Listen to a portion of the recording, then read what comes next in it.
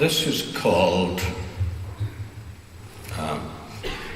the Sulphur Baths at Esalen. Kind of a little writing school out there once that I went out to teach for 5 days. Those are the two students I have not yet met, sitting up to their necks in sulphurous water, their heads distinct, the sunken rest of them blurry, ragged, dissolving like albumin of an egg poaching. Approaching them, I uncinch my towel.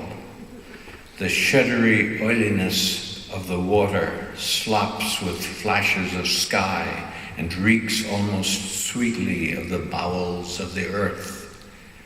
When I drop the towel and the two heads swivel on synchronized axes and stare for a moment that goes on, in my opinion, too long to be still called a moment, do they, like me, form the sight of everything they encounter into words? Navel squinting through nearly shut lids, flesh falling in swirls as if partly melted, cock which does not look as if it had been up and crowing at first light lately. I feel around mentally for a supposed self, which these two may know from my writings, to distract them with. Gone. I'm only a naked body, stepping into sulphurous water, a body not as it was, nor as it would be, but as it is, then sink down into the hazy concealment of the bath and wonder if I have ever written a truthful poem.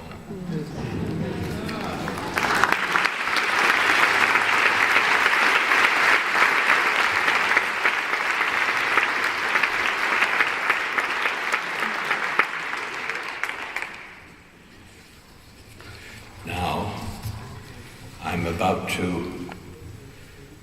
I have reached the hour of departure. So I'm going to read one little poem, or part of a poem.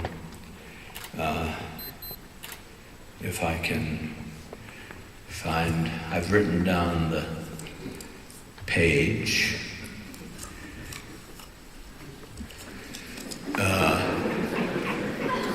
But none yields its phone number. So I'll go to the table of contents. What was the name of the poem?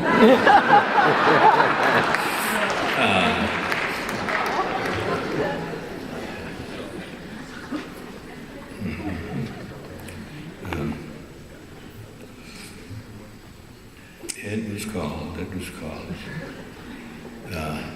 I have it. It's from the Book of Nightmares, and there's a section called Lastness, and this is the second part of the section called Lastness from the Book of Nightmares.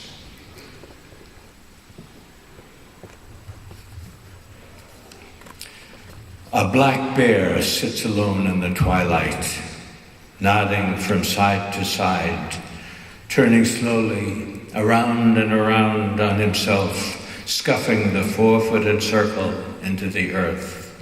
He sniffs the sweat in the breeze. He understands a creature, a death creature, watches from the fringe of the trees.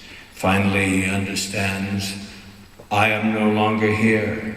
He himself, from the fringe of the trees, watches a black bear get up, eat a few flowers, trudge away, all his fur glistening in the rain. And what glistening?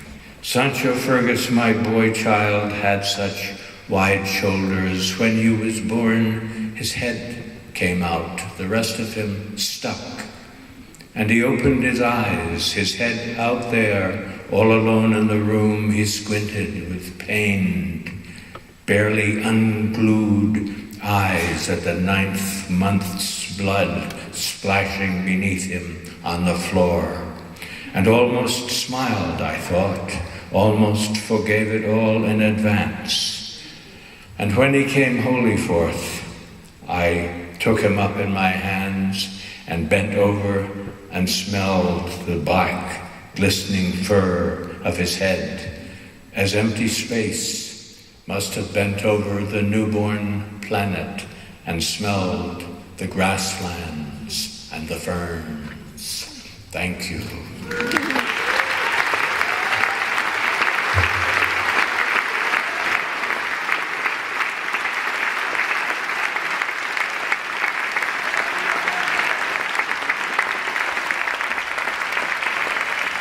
Galway, Kinnell.